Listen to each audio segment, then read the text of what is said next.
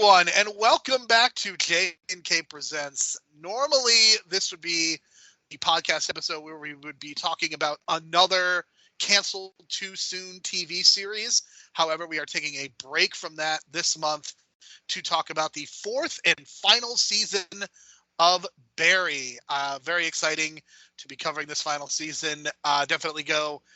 If you have not watched this season, please do that before listening to this episode because we're going to spoil the ending pretty early in the episode, I would say. My name is Jerome Cuson. You can find me on Twitter for now at JeromeC1985. Please follow my co-host Kevin Ford at KFord on Twitter. Also, same caveat for now. Leave a 4 or 5 star review to get people to discover the show. Continue to support us here at The Real World. If you would like to hear more from Kevin Ford, you can hear him on From Broadcast Depth, a podcast about Lost, and Flooping the Pig, which I know there may be some more Flooping the Pig in the very near future if the rumors are true about Fiona and Kate coming back. You can also check out his wrestling reviews, and again, just go to his Twitter for that information. You can see my other podcast, Superhero Pantheon, and Pantheon Plus. In the month of June, Brian and I are discussing Harrison Ford. In the month of July, we are discussing a number of Brendan Fraser projects. And together, Kevin and I have done podcasts about Veronica Mars, Halt and Catch Fire, Real Bad, and of course, Canceled Too Soon, which we will be returning for the duration of 2023 next month. All right, Kevin, with all of that out of the way, with all that administrative business out of the way, let's talk about Barry Season 4. Kevin, coming into this season, there's been a lot of discussion given the current state of TV, which we'll get into in a minute.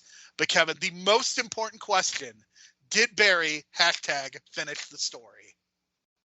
Well, they did finish the story. I mean, it's done. But I do think it was a good ending, but I don't know that it was a great ending. I feel like, they tied up the loose ends. They got things taken care of. Things were sort of settled. I haven't reconciled if I like the choices they made. I think it was some bold choices they went with. But I don't know that it'll go down in history as like one of the greatest TV series of all time. I don't think it was disappointing either, though. I thought it was a good ending, which is nothing. There's no problem with that whatsoever. Does this make sense, Kevin? For me, this show, in its totality, I on the individual episode level, I liked each individual episode, but it almost feels like this show was less than the sum of its parts. Does that make sense? It makes a lot of sense because I do feel like from episode to episode, you had great cliffhangers, really interesting things. And I do feel like watching individual episodes might be even more satisfying than rewatching it like start to end. So I 100% know where you're coming from. Yeah, and I think rewatching this actually really helped me, especially episode 7, which we'll get into. But I kind of want to talk about the current state of TV because it's been a very chaotic couple of months. So there's a couple of things. The Emmy Awards, people really want to get their shows up onto their streaming platforms or airing on cable before May 31st. The Emmys changed the rule so that there are no more lingering episodes. If you recall last year, Better Call Saul did the first half of its season before the Emmy date, the magic Emmy date of May 31st. And then they aired 6 remaining episodes in the summer. They changed the rules so that basically doesn't happen. So you don't want hanging episodes. So everybody basically started, if they wanted their big Emmy run, they started in March. And that is what Succession did. That's what Barry did. That is what a number of TV shows did. So I want to mention that. Also, this spring was a huge spring for finales. You had Ted Lasso, The Marvelous Mrs. Maisel, Succession, and Barry all ending their seasons, and a ton of hype was spent on Succession. And Barry, in some ways, I think benefited from airing the same night because the ratings were definitely up from previous seasons. But in terms of the conversation, obviously, Succession really dominated the conversation. And I think that is it's a really big deal. Now, Kevin has not watched any of Succession, so I'm not going to spoil any elements of it. But there's a lot of moments in succession that I think will lead to it being regarded as one of the all-time shows. Ted Lasso, kind of a disaster. Marvelous Mrs. Maisel was fine. Not to mention, you also had a Yellow Jackets as well. So Kevin, a lot of busyness with spring television. Any thoughts? I know really the only one of these shows that you have watched is Barry, but any other thoughts? It is just an interesting coincidence that a lot of these shows are ending at the time of like the writer's strike, because it just feels like sort of like a big sea change in television. You have some of these prestige shows, or at least, longer lasting shows, coming to an end, as it seems like the industry is also going through upheaval. You have both, but at the time of this recording, I don't think SAG has not come to a deal, and that ends at the end of June. And then you have the Directors Guild, I think, also coming on the back end of that. So it feels like it's going to be a really interesting time for the film and movie industry in general. So it just feels like a big time of change. You got some stuff ending, and then who knows what the future is going to hold for television. But it's just a really interesting time, and we just don't know what the future is going to hold. What's coming next, what's coming down the pike. It feels like there's, things we know about that are coming that are already in the can, and then it just seems like there's this uncertainty and nebulous nature to the future of television, and it's very interesting and maybe a little concerning. Absolutely. There is a very real possibility that most of the summer could be spent on the picket lines with the writers, the actors, possibly the directors, and that is stuff that we will all be paying very close attention to. And I'm glad Kevin mentioned the writer's strike. I was definitely going to do that. But in some ways, this is also kind of the end of an era for HBO. Recently, HBO Max became just Max, and a bunch of Discovery content is now on Max. And basically, you have this behemoth of a streaming service competing with both Disney and Netflix now. Any feelings on Max? Has your experience with Max been any different before being HBO? Well, I hated Max when I logged in when I watched Barry. I did not get to watch Barry. Okay, well, I'll say this. I purposefully didn't watch any Barry until the season was over, because I wanted to watch it. I didn't binge it. I didn't watch all 8 at once, but I watched like 3, 3, and 2, or something along those lines. And I didn't do that. By the time I got to it, HBO Max was gone and Max was there. And I was like, oh, I have to download a new app and like pay again. It was, that sucked. And then I realized it didn't have a continue watching feature. And I thought, like, is this just me? Can I not find it? Is it in a weird place? And then I did a quick like Twitter search, and no, there was a lot of other people complaining about that. And then funny enough, like a day or two later, that continue watching feature was there.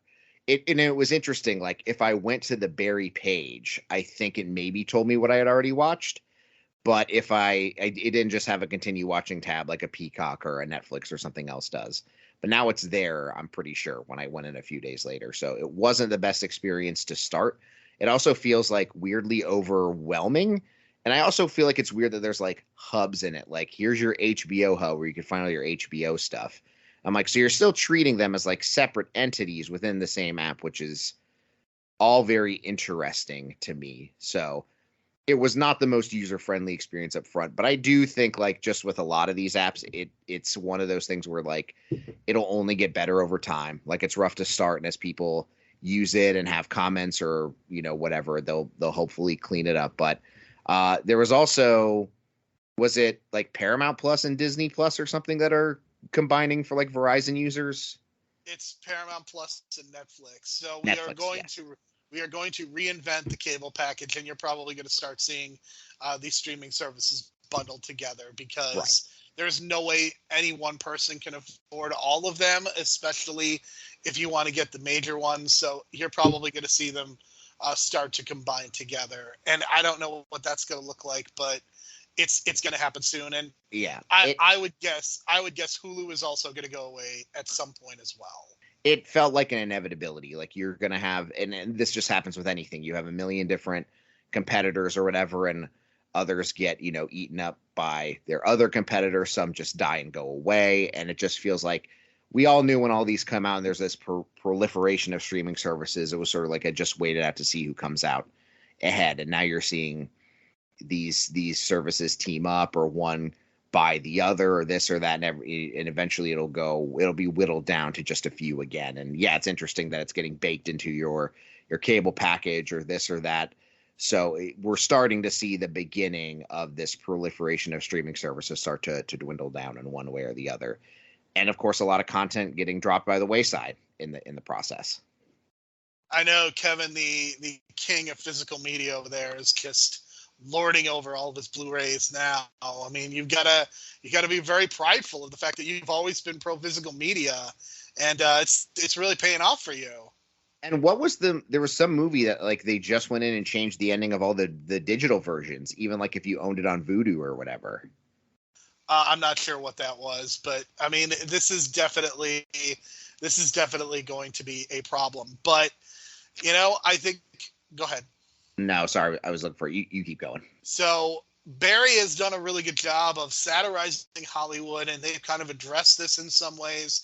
Kevin and I we exchanged the taste clusters joke from season 3 quite often. So yeah, this is definitely something that Barry has addressed over the course of its 4 seasons. When we left Barry off in season 3, just as kind of a reminder, Gene had set up Barry to apparently murder Jim Moss. Barry was arrested to end the season in a very kind of a dramatic finish. Fuchs already was in prison. Sally was heading on her way home to Joplin, Missouri.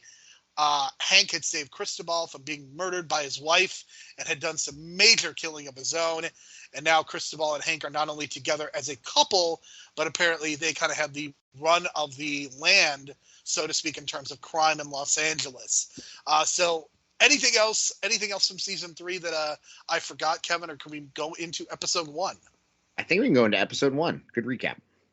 All right. Episode 1 is called Yikes, written and directed by Bill Hader. Bill Hader directed all of the episodes this season and was a writer on 3 of the more notable ones as well. So in episode 1, Barry, and this has caused a little bit of consternation in terms of continuity. Barry has a beard to start, so the timing is very unclear because there's a point when Barry shaves his beard, and it was thought that there was a continuity error. Maybe we could get to that a little bit later. But Barry does have a beard. He is in prison. He, of course, just happens to end up in the same prison as Fuchs, and they are inmates.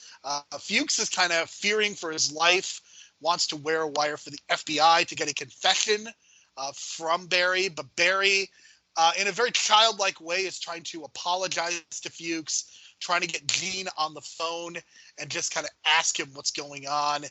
And I really like, because Bill Hader is directing so many of these episodes, it almost feels like the supporting cast really has to step up. But especially in these first couple episodes with Barry in prison, I really like just how tired he looks, how childlike he is.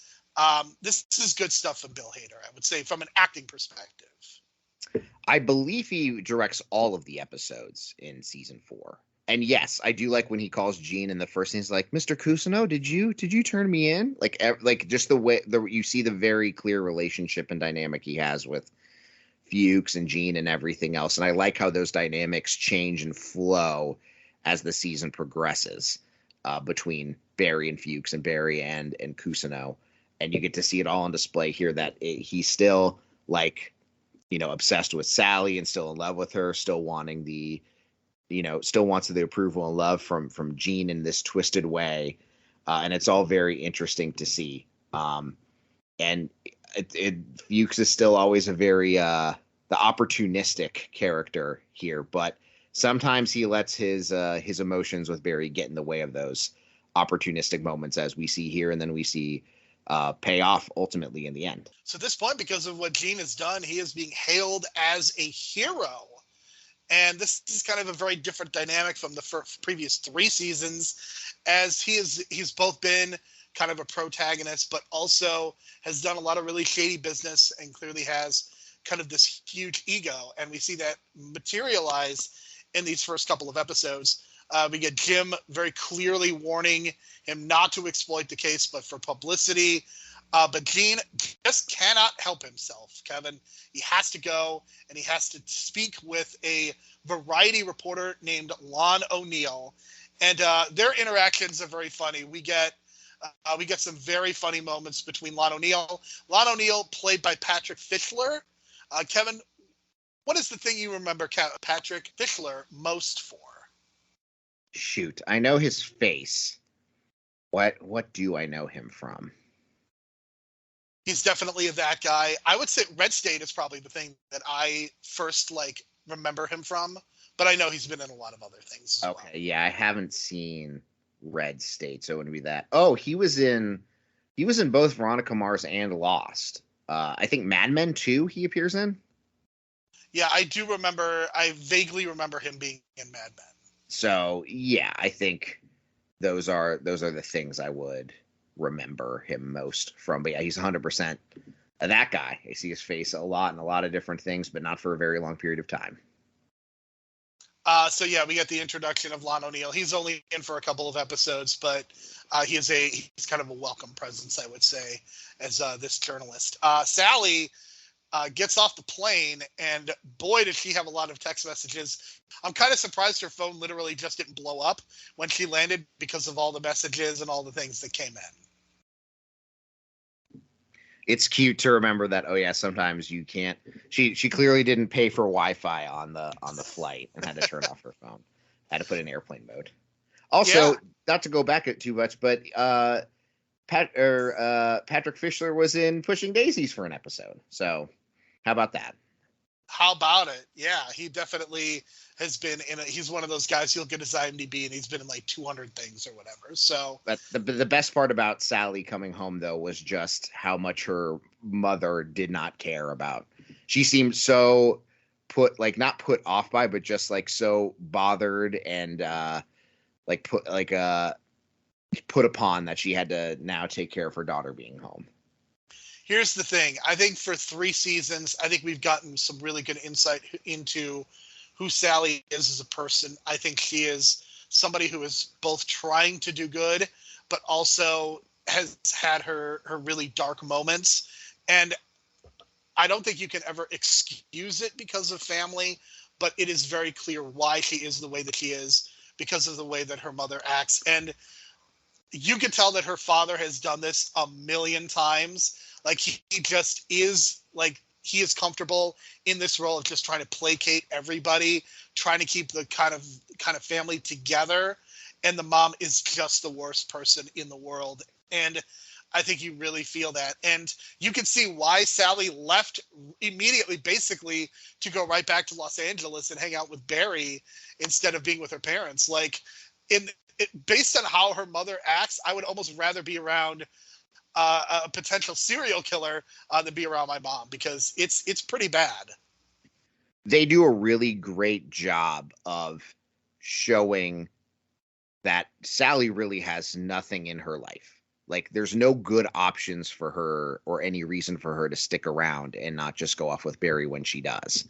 Between this and what happens with her and the coaching roles and things like that, this is a great way to show that. Why doesn't she just go home to her family? Well, because her mom's a monster. And you definitely get to see that she is a product of her environment.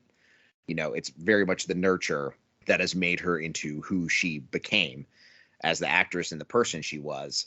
And this was just the start of, checking off some boxes of what could Sally realistically do now? And are those options any better or worse than going with Barry? And it turns out the answer seems to be no. So I know that Kevin is really excited to talk about Hank and Cristobal, because after everything that happened in season 3, they're kind of chilling out, looking at houses. But because of the supply chain, Kevin, there's problems with sand. And Kevin, I know that you love when a movie or television show talks about sand. Anytime I can bring up Anakin Skywalker talking about how much he hates sand is a good day for me. It will be 2075. We will be on our deathbeds. There'll be a conversation about sand, and I will get that. I will get a message from Kevin Ford. You sure will. It says something about Attack of the Clones. That's the thing I remember most about that film. I mean, the dialogue isn't great, but are we sure it's bad because we like remember it? So I don't know. I don't know what that says, but Oh yeah, it's bad because we remember it. but yeah, Hank and Cristobal have decided that they are going to invest in construction sand because apparently you can't use like just regular sand. You have to use a very specific kind of sand from other countries, and that's just really great to know. That is late stage capitalism at its best. And yeah, we get some fun moments between Hank and Cristobal. And I think one of the concerns that we may have addressed in season 3 was how are they going to kind of bring them back into the narrative? And I think you're starting to see how they're going to bring them back through this first episode. You can see them kind of being more well integrated into the series with some of the other characters now. Yeah, and it's them trying to get their footing about how do they move on now that they've kind of broken away from their separate, rival groups to do something new together. Meanwhile, Barry is he provokes a guard into beating him. To me, Kevin, the guard is kind of the audience surrogate and the kind of audience member who would look at Barry and be like, he's awesome. I love Barry. I love when he kills people. It's the same people who completely misread Breaking Bad as a show and think that Walter White is the hero. So I love that we get the kind of this meta moment, and Barry kind of beats the crap out of himself and then gets beaten up.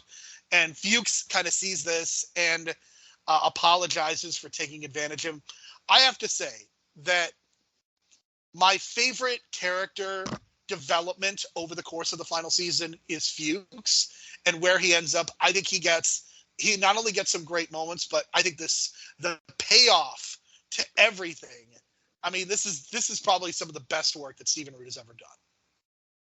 I would completely agree with you. He was a phenomenal, just a phenomenal force in this show. And it's funny because, like, if you think back to this season, a lot of what he does is tied in, but feels more background, just to the background of what Barry and Sally go through. But like this season is not what it is without Stephen Root. It absolutely is not. And I think the thing that we come to realize is one of the reasons that I think Fuchs lives and survives is because at the end of the day, he is honest with himself about who he is.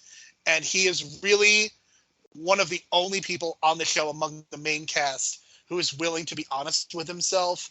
And I think that's why he survives. That's a really good read on the character. But he never pretends to be something he isn't. And that is both to his detriment and his benefit. But again, like you said, like he survives when many of these characters do not. And thrives in a lot of ways too. Yes, and we're going to talk more about him, of course, as we go along. And now we're going to talk about episode 2, The Bestest Place on Earth, written by Nikki Hirsch and directed by Bill Hader. Fuchs decides that he is going to pull out of his deal with the FBI and decides that he is going to assemble a gang, kind of embrace the Raven as a character. So, Kevin, I guess you could say the Raven is forming his own flock. You could, God, I guess you could say that. I'm mad about it, but I also appreciate it. that actually is a perfect distillation of our relationship. Indeed. I'm picturing the wheels turning, and you're mad that you didn't make the joke first. I'm mad I didn't make the joke first, and I'm mad I don't have my brain is like trying to make a connection here, and it's just not working. But all of this to say is I love the scene in the beginning where The Wizard by Black Sabbath is playing, and he's going to the coffee shop to get that woman and getting some other people together, and he's got the tank top and the tattoos, and it's like the rebirth of Fuchs. It's a great scene. Yeah, that's a little bit later in the season, right. But yeah, it's a really great moment. But I do feel like, and I could be wrong, but I feel like he was the Raven at the start of the show, but I feel like he sort of like lost that persona, and now it's like he's really re-embracing that side of him here. He absolutely is. Another great moment is when Fuchs is kind of monologuing, and he is monologuing while the prisoners are watching the pilot episode of Yellowstone, another Sunday night show. So that was a fun nod to another show. I believe that Fuchs would be a big Kevin Costner fan for sure. I don't know. Like, I could see it. I mean, it's hilarious to me that a bunch of prisoners are watching Yellowstone. given the content of Yellowstone and how it's kind of a quote unquote like red state show. I think that's pretty amusing. People love that show. Yeah, I mean, it's one of the top rated shows, so absolutely. Let's talk about Sally. Sally comes back to Los Angeles, visits Barry in jail, and admits that she feels safe around him, and that is very much a theme for the next few episodes in terms of kind of where Sally's head is at. Just this feeling of safety. Barry is like, okay, so I need to get out of here. I have this hope of being together with Sally. He decides to inform on the Chechens to the FBI in return for being moved to special housing and basically becoming kind of going into witness protection. Kevin, every time I hear about witness protection, I cannot help but think of The Simpsons and Mr. Thompson. I think he's talking to you. That's the perfect response. I do believe that was at least one of my top episodes on our Simpsons podcast, which you can listen to in the archives. For sure. That is one of the best moments. I think the meme world has really made Superintendent Chalmers and Skinner, the steamed hams, like that is basically the most iconic Simpsons scene now. Thanks internet. Which is remarkable. Yeah, it's pretty remarkable. Sally is thinking about getting back into acting. Lindsay warns her that her options are limited due to her association with Barry and her outburst at Natalie. Here's the one thing I'll say. One of the things that I think speaks to Sally's character is Lindsay talks about this idea of, okay, you could go do podcasts, you could do like true crime stuff, like you could go in this direction. But Sally very much, like, she clearly wants to be famous, but she wants to be famous for, I guess, the quote unquote right reasons. She doesn't want to sell out and become just this person who is known for being associated with a serial killer or for her viral outburst. She wants to be an actor. And I think that speaks to who she is as a person. And if we're talking about Fuchs and him being honest with himself, I think Sally, the thing that I appreciate is that she is also trying to do the same. Yeah. And I also think part of me feels like it is unfair for her to be negatively associated with Barry. And I think the idea that she would do a true crime podcast or something based on her life about it, or like a book or something, is definitely the best way to capitalize on that. I do think it's fair that she is held accountable for the video and stuff and being, that bitch or whoever. And it's interesting to see you get the different takes from people on it as you go through the show. Like more people, people are more forgiving about it than she might think. And then she, shoots herself in the foot with that. But yes, it is very much about like, there's a way in some which I respect it because, the read on it is she wants to be famous or this. But I also know that obviously she cares about Barry and doesn't want to necessarily exploit that. But I also know that it seems like she wants to be famous on her own merits and her own talents, which then plays into the way in which she is helping coach somebody else. And that doesn't sit well with her because it's not her getting the credit. It's not her doing the performance and her doing a podcast or a book about Barry. Well, yes, it's her story to tell, but it isn't about her. And I think that very much speaks to Sally's character. All right, Kevin. So Gene gives Lon a heavily embellished retelling of his history with Barry, the one-man show back in the old theater. Why can I not get an uncut version of this retelling? How do I do it, Kevin? Where is it? I want it. Well, perhaps on a physical media release of Barry season 4, you would get it. I bet it's like 4 hours. I just want to watch the whole 4 hours. That's I know you weren't an Office fan, but there is an episode where they talk about Michael Scott goes to watch a theater production of Ed Helms in it, and they talk about aren't you the guy who did a full episode of Law and Order, SCU as your thing? And they show a brief clip of that at the end. I just want to see Michael Scott, Steve Carell doing a whole episode of Law and Order, doing all the parts as his one-act character. I don't care if it's the whole 42 minutes. It would be a delight to watch.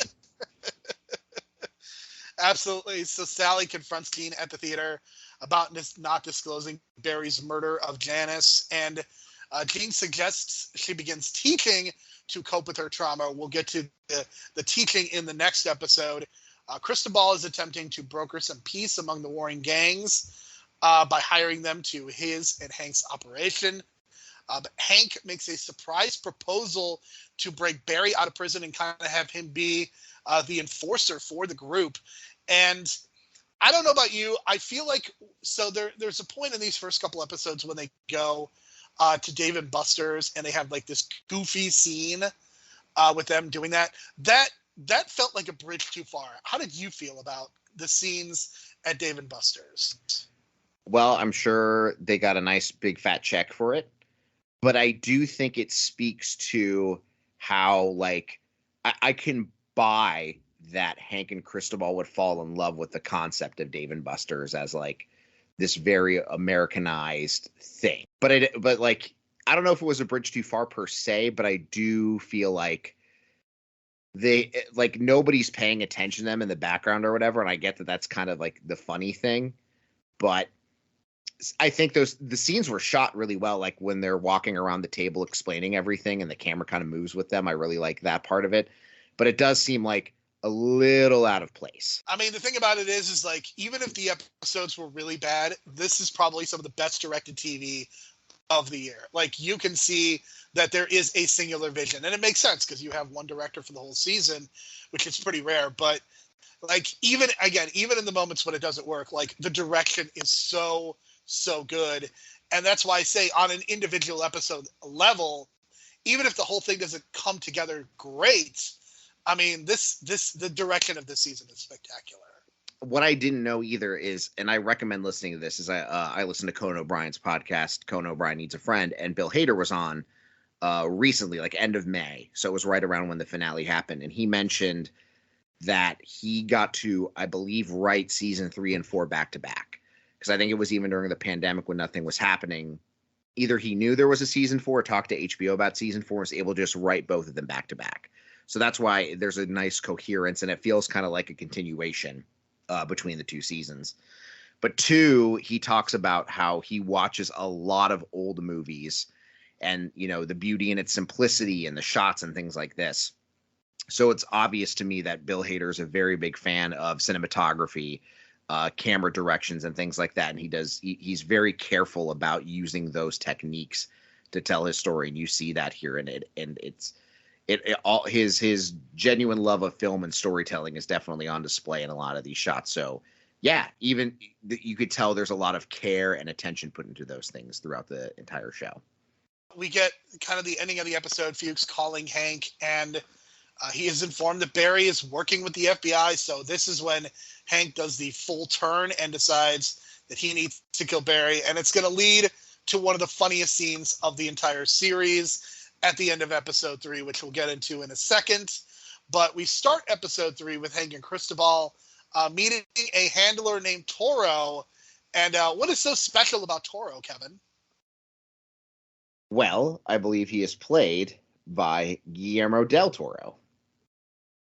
I think it's funny that Bill Hader, who clearly wants to be a really big director, this cameo plus the director of Coda, and another one that you might not realize he's not a big director, but also a director. So clearly Bill Hader has the directing bug and is perhaps endearing himself to the directing community with some of these cameos. Well, and you get the dark humor with another cameo later in this episode. I think it's this episode. For sure. So, oh man, do we? So of course, Hank and Cristobal want to kill Barry. Barry is trying to get himself and Sally relocated into witness protection, and we got to get the return of Batir as he informs Hank that the Chechen leaders want him to kill the rival gangs, and clearly that is going to be coming to a head. Lon O'Neill visits Barry in prison to ask about Gene, sending Barry kind of into a rage when he learns what Gene has said about him. I can only imagine. I just want to read the article and just see what would get Barry so mad. O'Neill then visits Jim, and Jim terrorizes him into silence. And when he comes back, our last scene with Lon is not even speaking the English language. And one of the things that I really love is that when the show does violence, it is very quick. It is almost done in like a singular shot.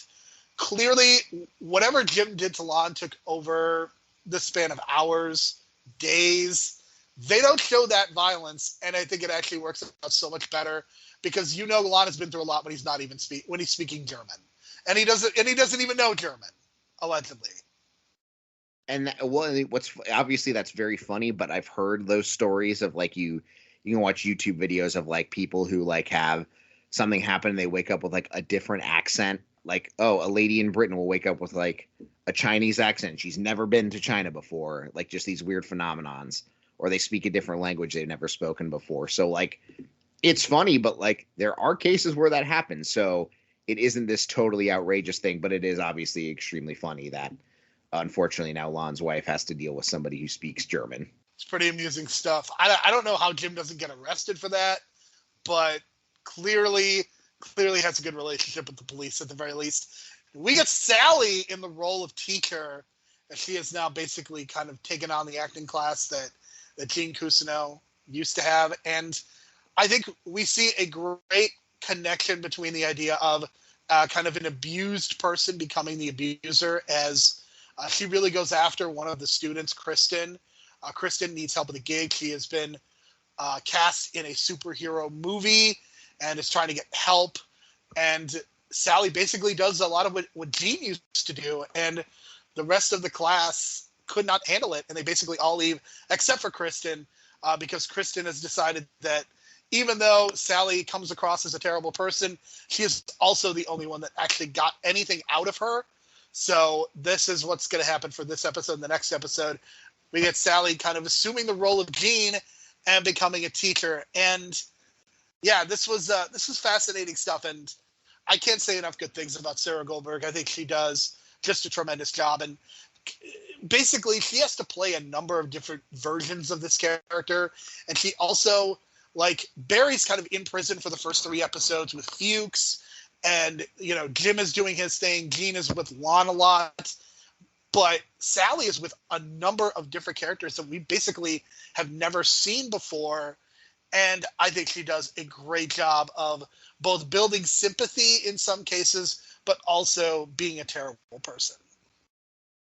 Yeah, like I love the scene where she's teaching, because you have a group full of people who either know her from the Barry stuff or even the viral clip. And I think a couple said they liked her show, and all of them are willing to either have admiration for her or willing to give her the benefit of the doubt that she had a bad day based on the viral clip. And then as they watch her use the quote Cousineau method on the student, they realize this is messed up and not okay. And they leave. And it's just the one person who sticks around and says, well, you're the one person who got something out of me out of it. So let's move forward with this. And Sally does. And it's interesting to see how it just because you were taught that way doesn't make it the right way. And sometimes it takes a new generation of people to come in and say, no, this isn't okay. Just because it happened to you doesn't mean you get to inflict on other people, and it's fine. Just because it worked for you doesn't work for everybody else. But it does work for some people, as it did with this actress. So I just thought this scene was so friggin' well done. And yeah, Sarah Goldberg is phenomenal. I hope she gets all the work after this show. So I want to take a quick detour because I think this is the appropriate place to discuss this. But recently there was a book by Maureen Ryan, and she has talked about like a number of abusive behaviors that have took place across a number of shows, including Sleepy Hollow and Lost. But then most recently on Twitter, one of the crew members of Barry just talked about how great the set was. And I would like to think that in this modern world that things are getting better. And I think this is an example what she describes in terms of kind of how Bill Hader manages things. Like, I think that it's really great to see that Barry seemed to have a really good, competent set, and that Bill Hader's not a monster. That's good to hear. Hopefully that's true. Hopefully it's consistent. But reading that, actually, it made me feel a lot better, especially with all the news about, Saturday Night Live and Sleepy Hollow and Lost kind of having these toxic environments. Can I tell you something funny else about the set that Bill Hader mentioned on that podcast? Go ahead. He said one thing that helped him be grounded is like one of the people he works with is like a high school buddy of his. And your friends from high school or college, they're not afraid to be like, dude, that sucks. Or this is stupid. So he's like, you need that person around you because you may have some people, when you're the director, obviously, sometimes it can be hard. You're nervous about it, or you just don't feel comfortable speaking up for whatever reason. But he said to just have somebody who's like your friend to be like, I don't know, man, this seems dumb or bad or stupid, was very helpful to him. So if you're a creative type, maybe have one of your buddies just read over something who will be honest with you. I think it's also helpful when you have your wife edit your movies for you, and then you get Star Wars: A New Hope and The Empire Strikes Back instead of Phantom Menace and Attack of the Clones. Have you seen Patton Oswalt's bit about female editors? I think you mentioned this to me recently, actually. Yeah, I'll send you the clip. But the whole base is, he goes, look at all these classic movies, like, you know, like you mentioned the Star Wars films or Pulp Fiction or even, you know, your Scorsese's or Spielberg films. So many of the ones that are great are edited by females, and Patton Oswalt has a great bit about that. I'll see if I can find it on YouTube and send it to you. But yeah, get yourself some good editors, folks. It makes a world of difference. And I think he even mentioned, because I think he might have done some editing too, but it's like that's where a lot of the quote writing happens. So it's like, yeah, and you see how stories change or develop and things based on the editing of it. So yeah, very fun. All right, so things get a little chaotic here. Barry calls Hank to arrange a hit on Gene, but Hank is having none of it. Hank cuts ties with him, and we find out that Hank has hired a couple of podcasters. I felt very attacked in this moment, not just when they mentioned they were podcasters, but also the ensuing scene of chaos. Kevin, any thoughts on podcasters being assassins? That sounds about right. I mean, it depends on what. Yeah, God, do I just say Joe Rogan? Is this the part where I just say Joe Rogan or one of his guests? Go for it. Theo Vaughn. I don't know, someone like that. So Barry is meeting with witness protection, and things get derailed when the disguised assassins kill the officers. Barry kills one of the hitmen and escapes the prison. A very interesting cameo, a very fun cameo from Fred Armisen. One of the things that is mentioned is that they mentioned the idea that, okay, these podcasters have trouble with the equipment. And what you know it, Fred Armisen tries to operate a piece of equipment to kill Barry, and it doesn't work. Great setup and payoff. The look on Fred Armisen's face was just A-plus stuff.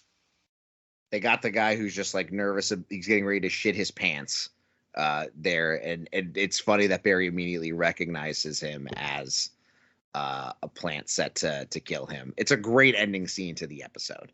It really is. Is this the best Fred Armisen cameo of the year? What are the other Fred Armisen cameos of the year? I Think You Should Leave. Oh, yeah.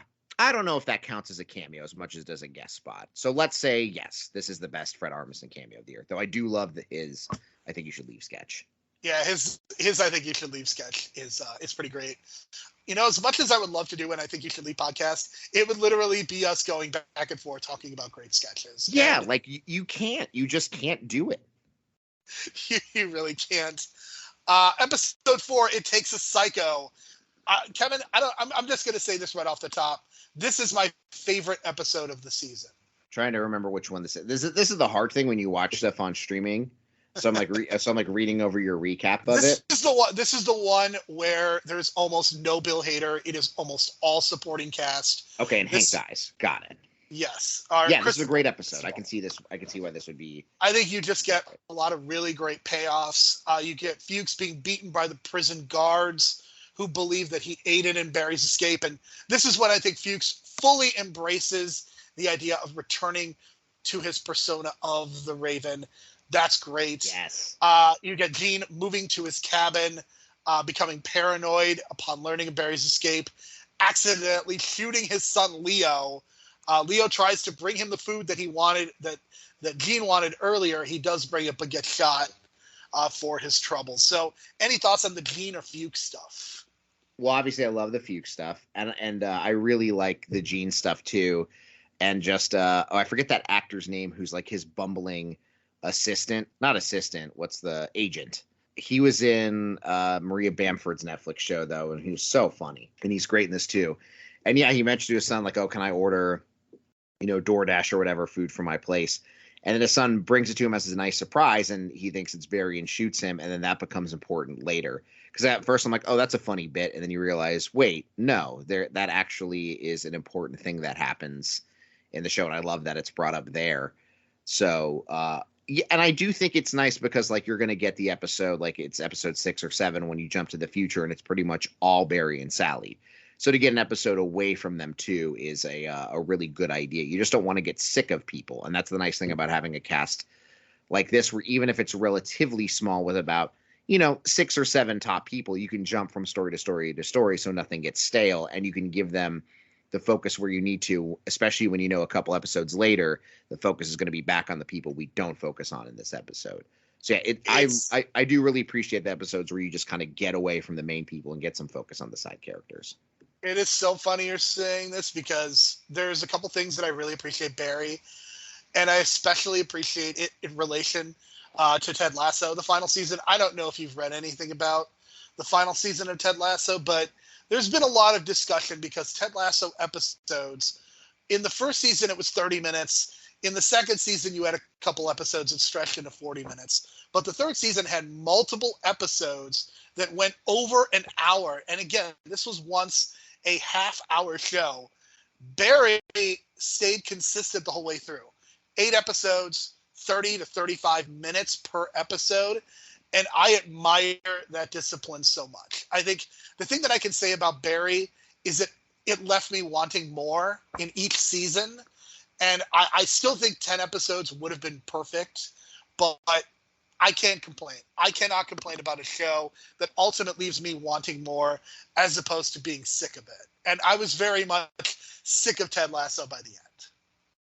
Yeah, and I think that's what you want from a show, is you want it to end before you get tired of it, or you're just waiting for it to be over. And I think Barry going out with its fourth and last season, him getting a chance to write them back to back, keeping it to the time constraints, and being able to direct the whole last season to keep that coherence and story going. Like, it gets so many things that so many other shows could take a lesson from. But I'm glad that it's like, nope, the story with Barry, we have a season left and we can end it. And because again, like with the end of the last season, like he gets caught. How much longer can you really go from there?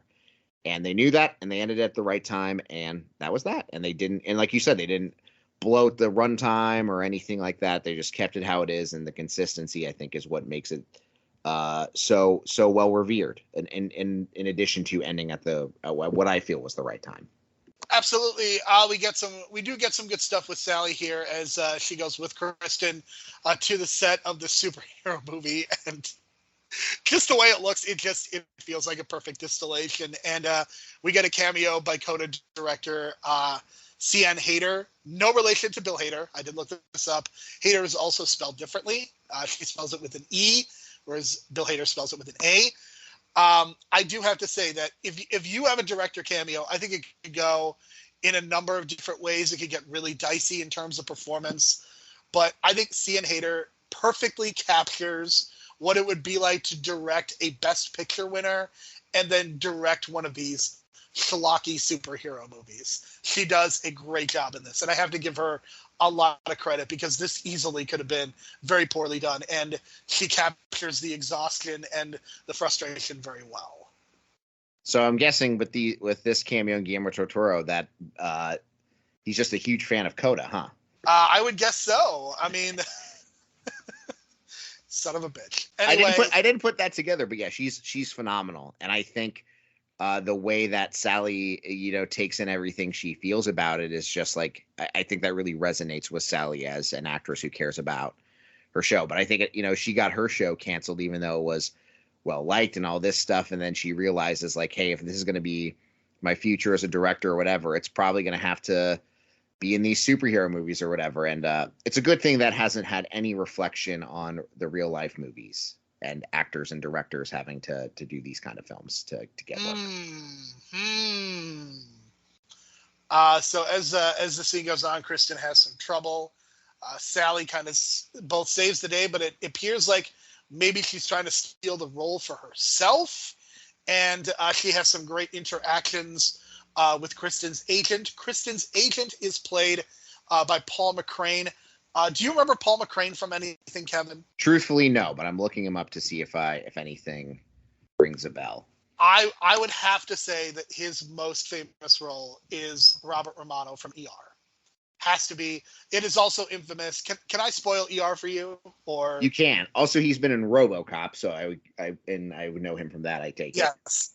So he lost his arm because of a helicopter accident, and then he got decapitated by a helicopter a few seasons later. Jesus that Christ. Really happened. That really happened. Why is he around helicopters so much? Because it's a hospital in the city, and sometimes you have to airlift people into the roof of the hospital as opposed to driving them. I see.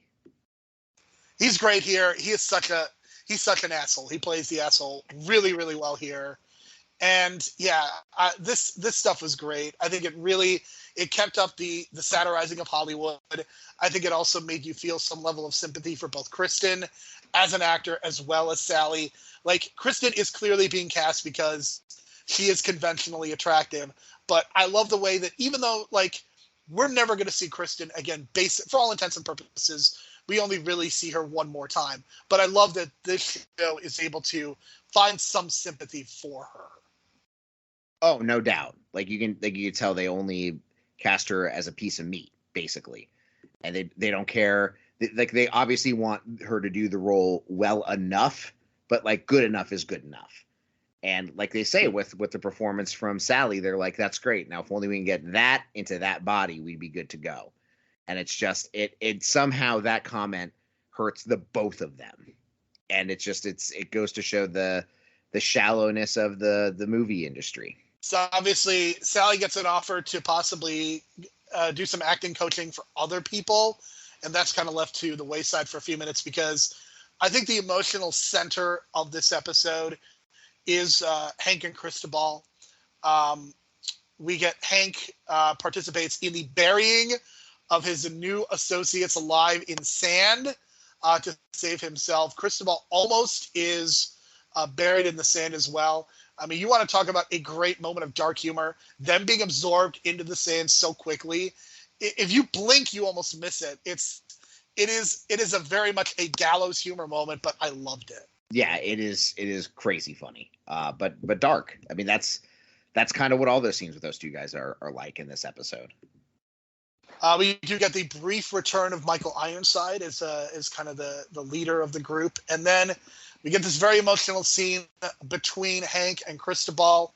This is kind of what the last season and a half has been building to, and we get the unfortunate climax of this as Cristobal has decided that he really cannot participate in this and has to separate himself from Hank, but because he knows too much, he cannot be allowed to live.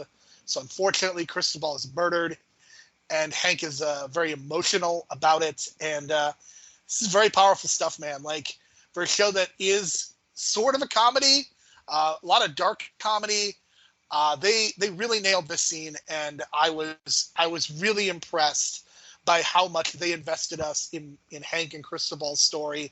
They did such a great job in season 3 of making you want them to be together, and then for it to pay off this way. I mean, they really put the work in, and they could have very easily not done this, but the fact that they did, I think it really adds some emotional resonance. And even if this season was not a perfect season of television, I think the way that the Hank and Cristobal stuff paid off was really great. Absolutely. You even have that moment where, like, you have the guy who's wearing like a very similar shirt to him comes in, and you're like, oh, is he still alive? But no, he isn't. So yeah, but I'm glad they gave this the focus and attention and the gravity it did. And at the end of the day, even though he cares for him, he's like, you know too much, I have to kill you. It's just something he can't look past. And then you see how that colors the rest of his life. So we do get Barry at the end as he and Sally reunite, and then we cut to not a desert, but kind of a desolate area as they are shown to be living in a remote area with a kid. And this created a lot of confusion because Barry has done a lot of dream sequences. So a lot of questions in people's mind. Kevin, was this real? What was your inclination at the end of season 4? Was this real or was this a dream? Yeah, that it was real.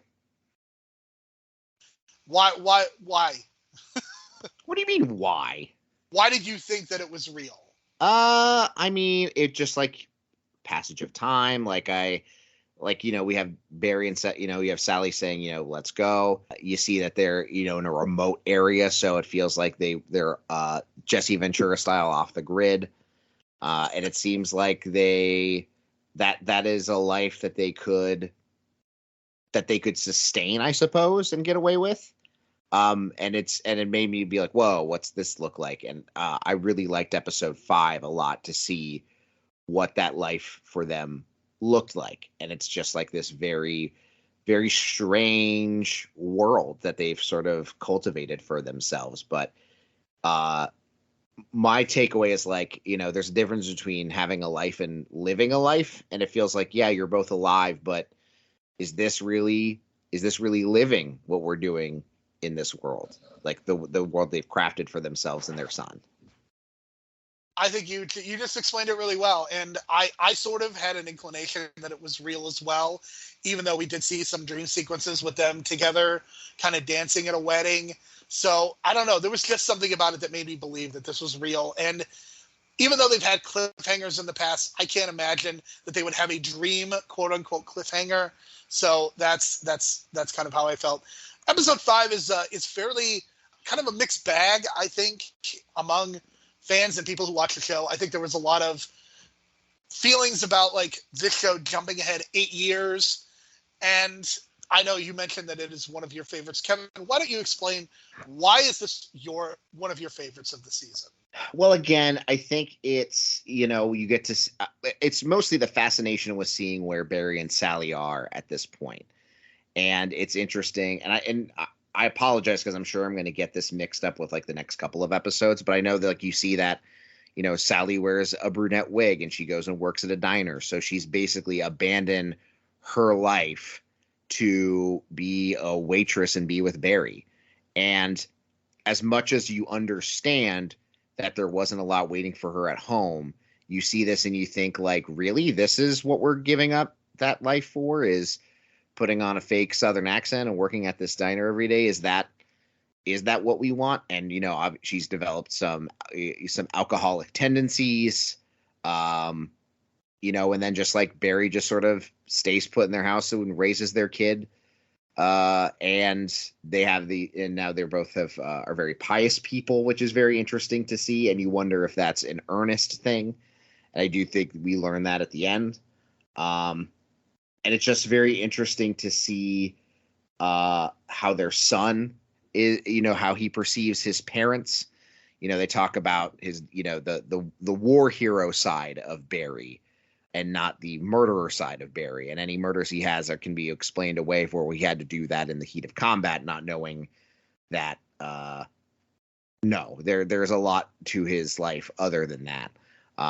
And so just all of that being so fascinating and interesting to see what they've decided to craft their life, their detached, isolated lives like was so fascinating to watch. And then of course at the same time, Gene reemerges and is pitching this biopic about Barry, and then they learn about it at the end, and now they have to change course because the jig might be up if this film comes to pass. So all of that I just found immensely fascinating to see, like how does Bill Hader and the writers see the future of these characters, and how do they, and what world they've created for themselves. That's, I think, the more the fascination than anything is what made it one of my favorite episodes. I think you just see the control that Barry is attempting to exhibit, a certain amount of gaslighting that's going on. And I think you see that subtly and in more blatant ways throughout the episode. Sally is very clearly depressed about her situation. She ran away with Barry 8 years ago and clearly is just kind of in a malaise at this point because all she does is doing this waitress job. I think there is a certain level of acting that is going on, so I don't think she's totally abandoned it. But I also think she's profoundly unhappy. And I think Bill Hader, or I should say Barry, in this case, becomes religious because in some ways I think he's trying to justify his own behavior. And I think that's what a lot of religious people, not everybody, not all Christians are bad, but I think you get a certain part of that is people who do bad things kind of use religion and Jesus to justify that. And I think you see that a number of times as they watch various pastors, and very clearly he's not leaving the house a whole lot. They have this kind of vast area to themselves. And when there's a knock on the door, they're literally going to get guns, which, I mean, that is a great commentary on our American society in its own right. But you also get these moments when Barry's son wants to play baseball. And how does Barry respond? By showing his 8-year-old or maybe 7-year-old child kids getting killed. Like, one kid breaks her neck, one kid gets beamed in the face. And I think in terms of dark humor, I don't think it gets any darker than a kid getting killed by getting beamed in the face with a baseball. No, and it works. It gives him nightmares about dying just by playing baseball. And that's what Barry does that's a very manipulative way to keep things isolated and from having his kid want to go out and do normal kid things. It's horrible. I mean, not only the videos themselves are horrible, but him, showing to them to his children is very exploitive. And it's another nature versus nurture thing. They're nurturing this child, basically like afraid of the world. For sure. And we also get a number of moments of Barry talking about like heroes of history, Abraham Lincoln, Gandhi, and then kind of talking about the negative things that they've done as well. So clearly he's trying to justify his own actions by saying, look, Abe Lincoln was a bad person, Gandhi was a bad person. And given the recent return of Clone High, I think that makes it all the funnier that Abe Lincoln and Gandhi were referenced on this episode. That is a good point. Maybe that's where he got it from. I mean, I'm sure Bill Hader watched Clone High back in the day. Definitely. So one of the things that I mentioned to Kevin before, I said, Kevin, you have to text me before you watch episode 5, is so Rian Johnson, when Glass Onion came out, he talked about that Apple kind of has this rule of only protagonists can use Apple products. And I can never not watch a TV show and look at the computer or cell phone and not think of that rule. It's just something that's going to stick with me because it's so memorable in my mind. And wouldn't you know, Kevin, Sally is using an Apple MacBook and Barry is using a PC. And you made a really good point in saying that when they hear this priest kind of going off, it is on Barry's computer. I thought that was a very good observation on your part. But I think that kind of tells us who the real protagonist and kind of the real villain of the show is. It's so funny that, like, because I feel like this isn't the first time I've heard of a company do this. Like, it wasn't Apple, but I've heard, like, some company wanted to use, like, some movie or show reached out to a company to use one of their products, and they're like, well, this kind of character wouldn't use this product. It's like, what are you talking about? Like, your product is ubiquitous. And they're like, yeah, well, we don't want this person using it. I can't remember the example off the top of my head, but for Apple to be like, no, only good guys use Apple phones is very funny to me. And it made me but I also think it was not only that contrast, but like when you're seeing what their life is like, once the kid's asleep or whatever, like they're both watching separate things on their separate laptops away from each other. They're not cuddled up on the couch watching something on TV. They just very much have like this separate, sick of each other kind of, I don't know if it's sick of each other may not be the way of it, but they're kind of carrying on their separate lives together in a way. And it's just like, again, it goes to show like, yes, they're both alive, but they really can't live their lives to the fullest extent because of what they've done in the past. So yes, a very controversial episode, I would say, among people who watch this, but here we are. We are 8 years later, and the next episode, we get Barry traveling to Los Angeles intent on killing Gene. I kind of want to talk about all the Barry stuff now at this point.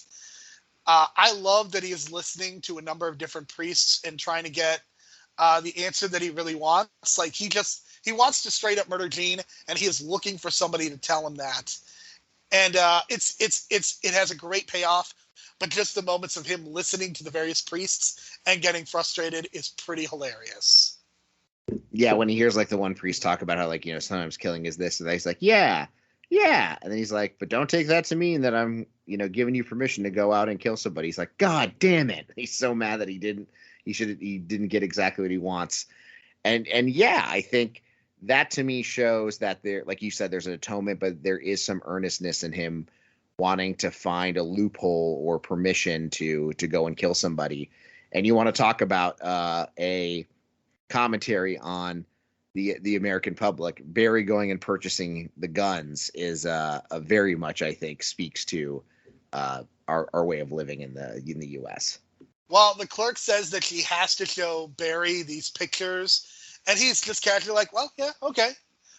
Very concerning. I would not want to sell a gun to a person who is that casual about those pictures. It's very concerning, Kevin.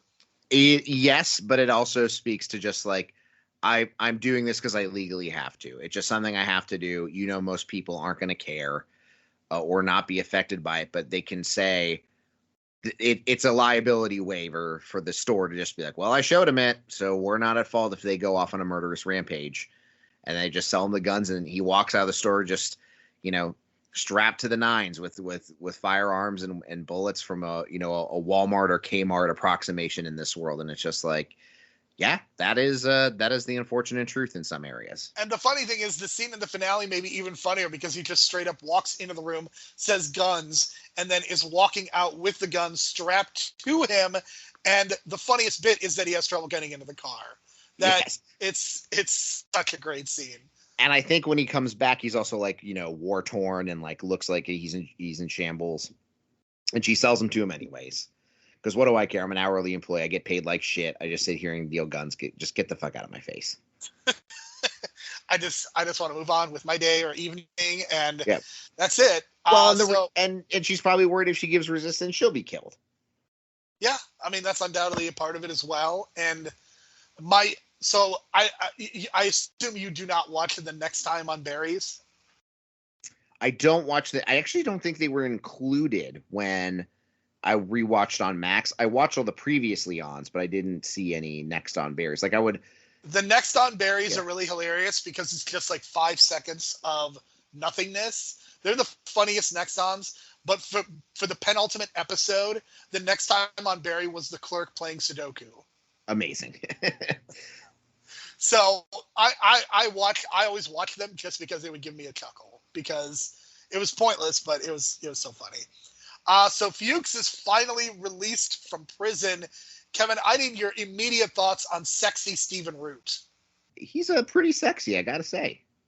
I was a fan of this change, and him just going around and getting his gang, and he had that swagger to him. I could see why the woman at the coffee shop immediately left with him.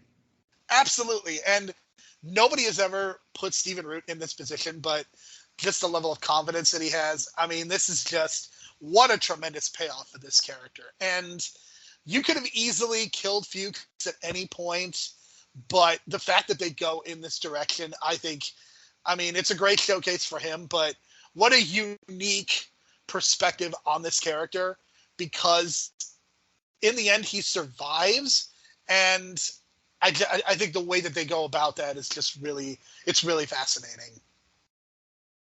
Yeah, it's like he comes out of prison like stronger, more confident, and just like a whole new person, but in like the worst ways. Right. He's been rehabilitated, but he's been rehabilitated in a really bad way for society.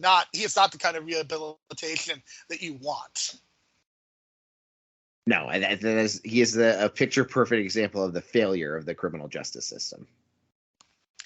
So we get a lot of Fuchs and Hank. Hank is now running a successful sand importation company, which that's so good. It is called NoHo Ball.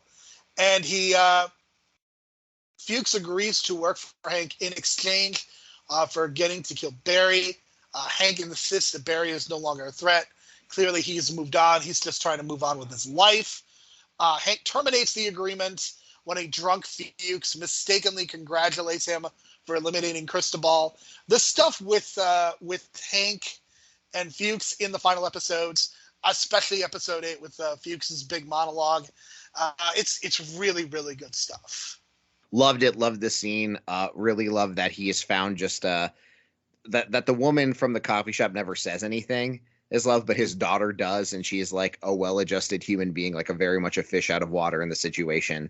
And I love the discussion they have about like not killing anybody around them I think it's in the next episode. But yeah, and then I like that the relationship completely changes with Hank and Fuchs when he mentions him killing Cristobal. He's still in heavy denial about it, And the payoff in the final episode is really great with the standoff back at headquarters. What if at the end of Fuchs's monologue he said, quote, "The Raven nevermore"? I'm glad they didn't go there. I'll just say that. That's two of them I got on you, Kevin. Two of them. Or it would have been great if someone suggested that and he's like, that's fucking stupid. That actually is better. Very much better. Yeah. So Gene is back. He has been in Israel for 8 years, and he is back. And during a meeting with studio executives, after that, he is meeting with the district attorney.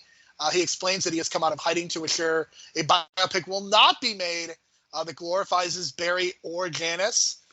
So we once again get this idea of Gene has rehabilitated himself. But as it happens every other time, we think Gene has changed. He really hasn't, because he is never honest with himself, even though he does apologize to Leo for shooting him. And yeah, the Gene stuff is kind of meh for me in the final couple of episodes, just because, again, with that 8-year layoff, it feels like you have to do so much explaining, and the Gene stuff in particular did not necessarily work for me, because I just don't know that his kid would ever want to talk to him or see him again, even if it was an accident. And also, how is Gene just able to fly away after shooting his kid too? Yeah, that is an interesting question, but I think it's great to see. It's like the people who keep, I mean, this is kind of the wrap up of the show, but it's like Gene's amongst people who can't come to terms and be honest with themselves, and he ends up paying for it in the end. And that is very much a theme of the show. For sure. So Sally is alone with John, and she at one point hears the voice of Shane Taylor, the person that she killed in self-defense. That's the thing that I think is so notable, is that Sally is experiencing this PTSD of Shane, but really she was justified in what she did, but she's just having a hard time dealing with it. And the show becomes a horror movie. She is seemingly hallucinating an attack from an unknown assailant just dressed all in black. And we even get a car driving into the house. And I am pretty sure that actually happened, but a lot of stuff is hallucinated. What did you think of this horror movie that happens in the middle of episode 6? Yeah, it very much reminded me of like the episode with like the little girl like biting them and stuff from like season 2, where it's like a little bit more like a weird kind of supernatural happening in Barry that they sometimes do. I thought it was nice and tense and interesting to watch. But you also wonder, like, oh, is she drunk and hallucinating this? Because she gives her kid like vodka so he'll shut up and go to sleep because he's all sad. But I think it also might just be a hallucination because like she's probably scared to death. Like, I don't know how Barry could think leaving her and the son alone in that house was a good idea. Even bringing her to LA and having her in a hotel at arm's length would have been the way safer option. And I can understand her feeling unsafe and seeing all these things and then leaving to LA in the next episode. But yeah, I thought it was but I was like left confused. Like, wait, did that happen or did it not happen? But it was confusion more than it was like interest, if that makes sense. Absolutely. Yeah, it was definitely Bill Hader, kind of channeling energy towards horror. And I think that's one of the things that's been talked about is people really want to see Bill Hader direct a horror movie. And given the budgetary aspects, I think a horror movie is probably a good direction for him to go to, because he can make a horror movie for $5 to $10 million and can probably have a lot more control and will probably just be a happier person. I can't imagine Bill Hader directing like the Fantastic Four or an X-Men movie, for example. No, and people also loved him in It Chapter 2. So I think they see that and his directing and the way that Barry's done, they're like, yeah, horror immediately springs to mind as something that he could do really well. And there is a connection with It in the final episode. Is there now? Yes, and I will explain it when we get there. Episode 7 is A Nice Meal, written by Liz Sarnoff and, of course, directed by Bill Hader. After Hank fails to kill Fuchs multiple times, he instead decides to help Fuchs kill Barry by kidnapping Gene and using him as bait. I have to say, Kevin, this episode, the scene with the assassins and then them coming back, and you see the boxes and you see the blood at the bottom of the boxes. That is a great visual, and just Fuchs is clearly attracted to one of the assassins and mentions that even in death how attractive he looks. I love that. I also love the Wile E. Coyote scene of Hank shooting the one rocket and it missing, and him being pissed that they only had the one rocket, and then the funniness that ensues with him having to run away, drive away. His driver gets killed. We hear him running through the bushes and kind of falling. Just everything with Hank and Fuchs in this episode is gold. So good. And then he gets picked up and he's at a house like all dusty drinking a Coca-Cola, and he leaves like, bye. He's like, I don't want this. I did not realize this was written by Liz Sarnoff. She's a phenomenal writer from Lost, and this was probably my favorite episode of the season. So how about that? That's some really good synergy, I guess, you got going on there. So yeah, loved that. Loved all of Sally and John scenes in this. The stuff where how the tide turns with Gene. Everything about this episode is really good. It's a great setup to the final episode. Absolutely. Yeah. I think in rewatching, I think I developed a greater appreciation of episode 7, because they really do lay out what is going to happen to Gene very clearly. Like, I think the final episode makes all the more sense when you understand what's going on in episode 7. So also what's going on here is Jim is doing his interrogations. Barry is getting very emotional, and Barry says something about the $250,000. And this is when Jim kind of looks around and basically figures out, at least this is his perception, is that maybe Barry did the murder, but Gene Cousineau was actually the person kind of running things. And I think a lot of people have said, oh, this is Jim just being a moron and being dumb. I see the logic that is presented here. I think the issue of, him being able to escape, Barry being able to escape, I think that is a little bit of an issue. I almost wish they just had Jim release him instead. But I could definitely see how Jim comes to the conclusion that Gene is really the bad apple. No doubt. And I love how this episode plays out, how it's somebody who pretending to be Daniel Day-Lewis's agent, baiting him into this meeting, and how everything sort of comes together. And again, like, people have to remember that he is in distress over the death of his daughter. And, there's part of that he wants answers. He wants someone to pay for his daughter's death. And he sees this, and it's both, I think, emotional, but also logical that he would come to this conclusion that Gene was close enough to make this happen. And Gene just doesn't have a scapegoat. And this is where him shooting his son comes into play. And it's interesting that for whatever reason, he can't explain that, like, oh, I thought you were Barry coming to get me. And that wouldn't fly because no one had seen Barry. It's all just it's all just so intricately woven together. And you can see, like, oh yeah, I can see why somebody who we know more information than they do. And that's why I think we're like, wow, what an idiot. But you have to forget that we know all this information. They don't, and take it from their point of view to say, oh, yes, I can see why he would consider the fact that Gene might have been behind this, might have been the mastermind behind Barry killing her. Indeed, Gene is able to potentially get involved with this biopic, and is once again being selfish. And there's a pretty dark payoff as he is taken into a room where Jim is there and the district attorney, and they're all convinced that Gene was the one dealing with the Chechens, manipulating Barry into killing Janice to stop her investigation. And I really do appreciate that they have been very consistent with this Janice Moss business, that her murder really has had an impact on the rest of the series. And I give them a tremendous amount of respect for that, because it could have easily been forgotten, but this has really been kind of the centerpiece of the entire series. And again, I respect that. Is it this episode or the final one where Sally says, oh, no, it's the next one, I believe. Where she wants... This episode, Sally and John fly to Los Angeles, and They end up going to Gene's house. That is when they get captured. Sally sees a police officer, but she sees him as Shane Taylor. And it's, again, another very dark kind of moment for her, another PTSD moment. So they end up captured. Barry escapes from his captivity, receives a call from Hank, and Hank says that they must meet or else Sally and John will die. And that sets us up for the finale. Any other thoughts on episode 7?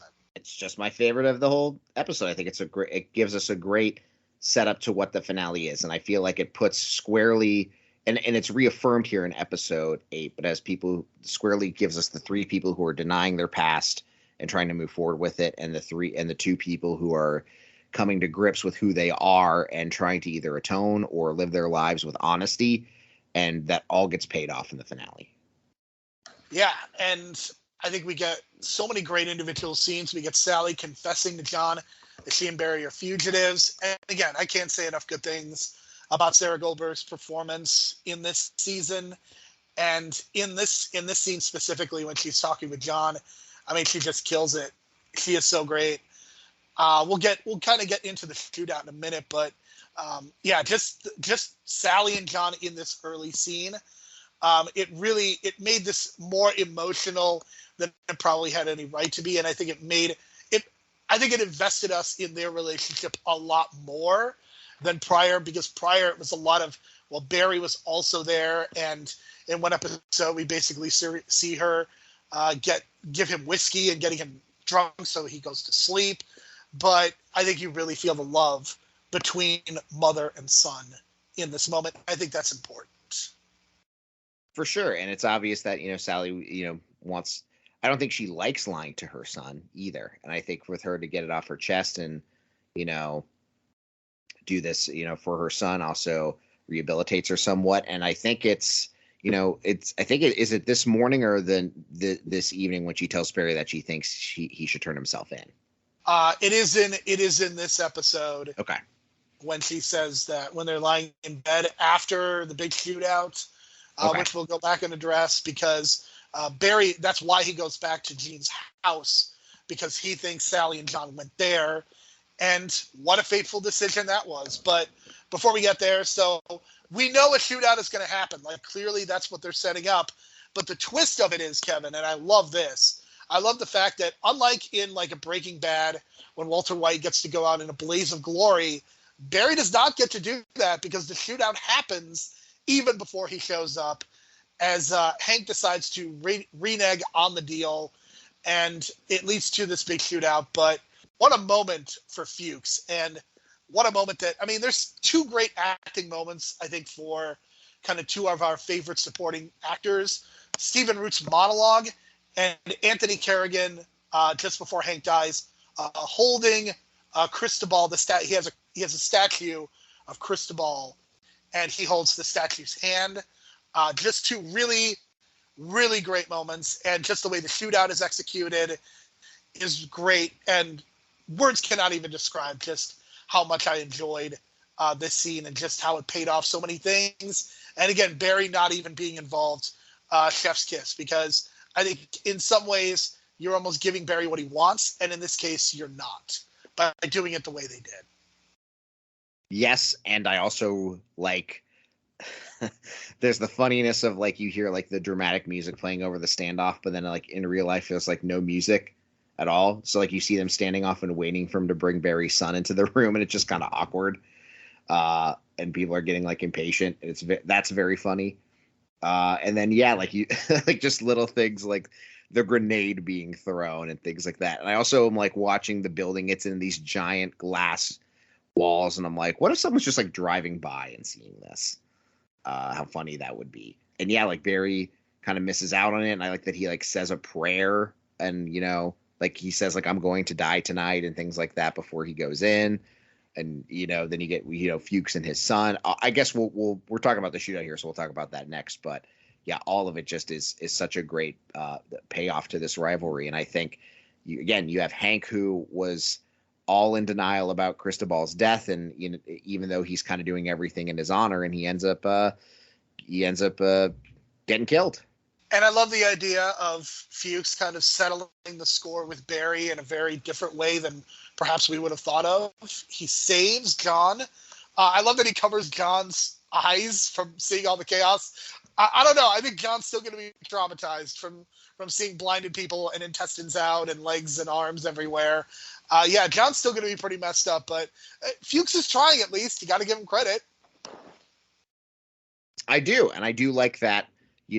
Everything changes when he realizes Barry has a son, and I think part of it's because he sees Barry as a son too, and I think that's great that he gets his son. He releases him to Barry, and then that's that, and he lets Barry go. And I love that he makes that change. I love that he decides to let that go and move forward with his life. The fact that he is honest with himself and is able to let it go is why he survives. And I don't think it's not subtle. He does run off into the blackness.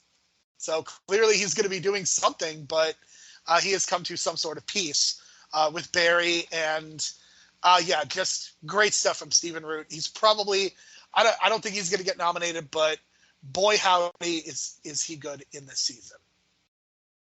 Yeah, phenomenal work. I think everyone's amazing in this, but it's like if you want to say him, or I feel like him and Sarah Goldberg would be the two nominees for MVP. And I wouldn't argue with either one.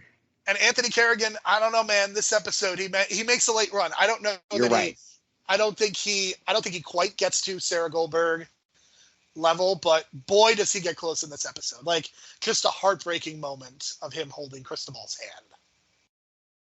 100%. Yeah, he makes a late run for it. Yeah, he's phenomenal. I don't want to take anything away from him or Bill Hader or the Fonz or any of those guys. They're great. But yeah, I think it's really Sarah Goldberg and Stephen Root really blew me away this season. For sure. So we do get Sally, John, and Barry in bed. She says Barry needs to turn himself in, and Barry's like, no, you know what? I'm not going to do that because I survived. I made it. Like, clearly God has a greater purpose for me. And basically Sally decides that she is going to run away. She does. Barry thinks that they are at Gene Cousineau's house. So he goes to Gene's house. Gene is despondent. Jim and the district attorney are holding a press conference to condemn Gene as the prime suspect. Even Tom, who has stood by him all these years as his agent, is getting ready to leave. Barry comes in the house, and we get, I guess, Kevin, we have to change the name from Chekhov's gun to Rip Torn's gun because we get the return of it, and it seems like, is Gene gonna commit suicide? He doesn't, in fact. With Barry coming in the room, Gene clearly hears what's going on. We hear one shot, kind of goes in the arm. Barry says, "Wow," and then gets shot in the head, and this very easily, like that moment of his head suddenly going back, could have very easily been the end of the episode. But there is an epilogue. How shocking was this moment, Kevin, or was it not shocking? With seeing his son grown up and everything? No, with Barry being shot. Oh, not the epilogue. Pretty shocking, but I think it is a good way for him to go out. And I think for the audience too, it's like you almost feel like it would have been bullshit for Cousineau to go to jail for everything we know Barry did. But then he kills him and you're like, okay, well, we know Barry's not a good guy, but Cousineau still murdered him. So it like kind of justifies his jail and everything against Barry can be put on him too. But it feels like less of a ripoff as a viewer because he did, he committed a cardinal sin.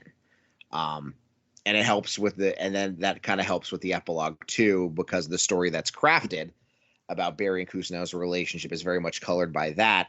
And although we know the real story, it's interesting to see what the story of the two of them becomes. The lore of them in real life becomes. You had to say lore. You just had to say it. I did. Lore. Well, at least Bray Wyatt had nothing to do with this episode. Anyway. Yet. Hey, those could have been his hallucinations that Sally saw. We don't know. So it's years later. Sally is at a high school. She is a theater director. She has glasses now that she did have glasses earlier, but now she's clearly a number of years have passed. And she is, it is snowing. So they're clearly not in Los Angeles anymore. They never identify where they are. but Sally has just had a successful theater production. I think it's funny that the main character of Party Down and one of the main characters of Barry both kind of ended up in the same position. I think that's amusing to me. It is very amusing, but I also feel like, this level of work fits what Sally would be able to do after so many years. And I also like that she gets asked out to coffee by the APS treat. She's like, no, thanks. It's nice to see that she's like kind of her own confident, independent person. And maybe there's some residualness for her wanting to get, involved with another man, but it's nice to see that she's doing well, at least. I do like the moment of her asking her son whether it was good or not. Like, she still does need that validation, but it feels obviously much lower stakes now compared to years earlier. I mentioned the connection to It. John, for this, I would say like an extended cameo, is played by Jaden Martell. Jaden Martell played Bill Denbrough in both It and It 2. So that is the connection. Okay, then.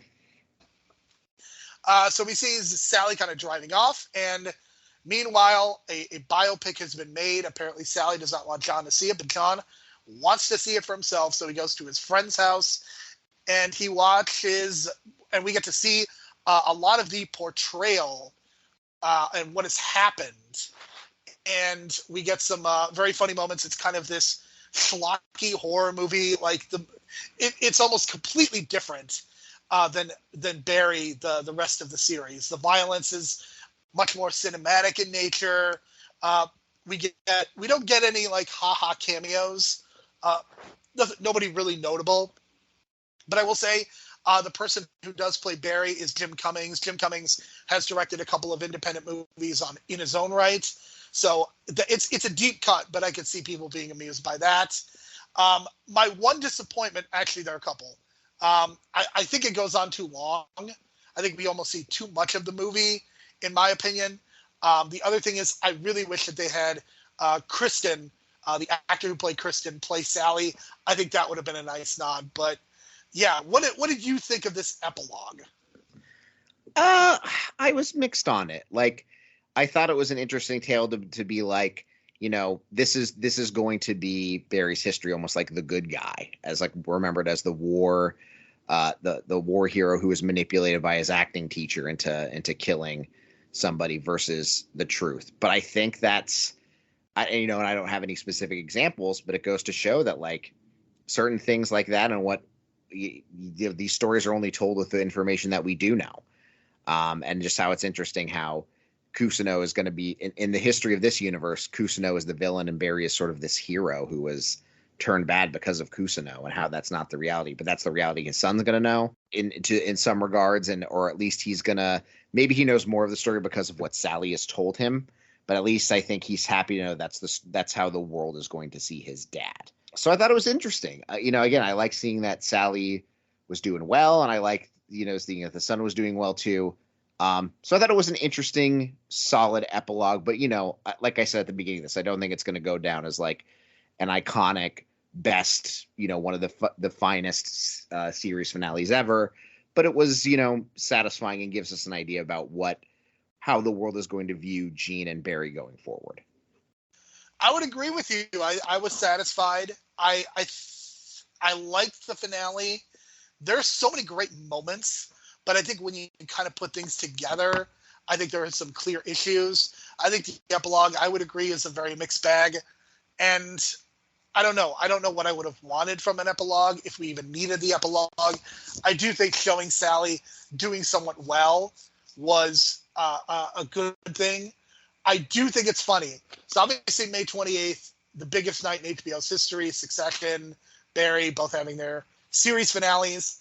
I love the fact that this episode, where they are quote unquote honoring Barry, who is a veteran, this airs the night before Memorial Day. That is A+ planning right there. Yeah, that's just some solid synchronicity. And I guess you couldn't have planned that, but that is a fun coincidence. And the other thing that I was thinking about was Bill Hader mentions that when he's like, I think when there's some kids who go to sleepovers and stuff, they imagine that's we're going to watch like pornography or whatever else. And he's like, no, we would watch like Taxi Driver and movies like that. And I would be really obsessed with the cinematography. So like you're hearing him and his friend talk about like, oh, my mom doesn't want me to watch this. It's like, oh, it'll be fine. And you're wondering, is it going to be drugs? Is it going to be porn or whatever? And no, it's just the biopic of his dad that his mom didn't want him to watch. So I thought that was a funny sort of reveal too, that it's built up more than what it really is to us. But obviously to him and his world, it's a big deal for him to see this for the first time. All right, Kevin. So I think there's a couple questions that I have, and you can add any if you want. I don't know if you remember Albert from season 3, one of Barry's friends, and basically he let Barry go because Barry said he was going to be a good person. I really wish that loop had been closed, because if this scenario were to play out, how is Albert not getting involved? That's a really good point. I did not consider that. But I would have I probably would have if I rewatched the series. I did not before watching season 4. But yeah, that would have been a good loop to have closed. And I'm not saying you don't have to close every loop per se, but that is a big one, because in a scenario where you're saying Barry is this great person, Albert is a huge factor in that, because he could come out and say, no, Barry really was an asshole. Yeah, for sure. Sally's relationship to what happened in Los Angeles, like I'm very curious to know like how she gets out of it. How is she able to use her real name? That was also very interesting to me. Like, does she just run away and they don't care? I mean, clearly, even if she's not suspect, she has to be involved in some way. You'd think so, but maybe they chalk it up to trauma, or someone who is an innocent bystander in this mess of things. But yeah, I guess maybe they just felt like, what, we have time. It's not that important. Would it be nice to have addressed it? Sure. But with the limited time they have, like I can let it go. Do you think Jim Moss is actually dumb? Because this has been a conversation. I don't think he is. Like, I think he is taking the information presented to him. I think he has always hated Gene a lot. I think the fact, and this is more subtext, but if you are a black father and your younger daughter is dating an older white man, I mean, I think he's gonna be very suspect of that. So I don't think that Jim is actually dumb. I think the only thing that I would say is dumb is just leaving Barry in his garage.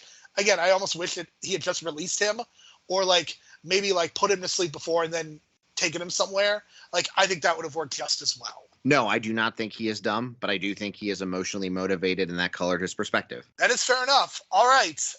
Do you feel comfortable giving a grade for the final season and a grade for the series? I'd give an A to the series, and I would give a B plus A minus to the season finale. I'm at an A minus for the series. I think every season had some really good stuff. I don't know how I would rank it, like how I would rank season 4 compared to seasons 1 through 3. I would almost need to do a full rewatch, but I'm very satisfied giving this a B plus as well. I think there's some really good moments. I'm a little bit more mixed on episode 5. I think there's some good moments, but I'm not sure if it totally worked. I think the finale has some great moments, but the epilogue definitely probably could have been shortened. So yeah, I think we're in general agreement. Any final thoughts on Barry?